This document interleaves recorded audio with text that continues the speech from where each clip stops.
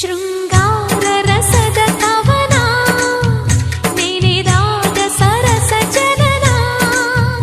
ಅನುರಾಗ ಆಸೆಗಳಿಗೆ ಎದೆಯಲ್ಲಿ ಧಿರನ ಧಿರನ ಕನಸೆಲ್ಲ ಮನನ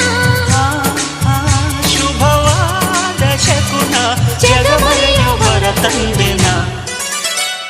ರಾಗದಿಂದ ತಂದನ ತಾಡದಿಂದ ಇಲ್ಲನ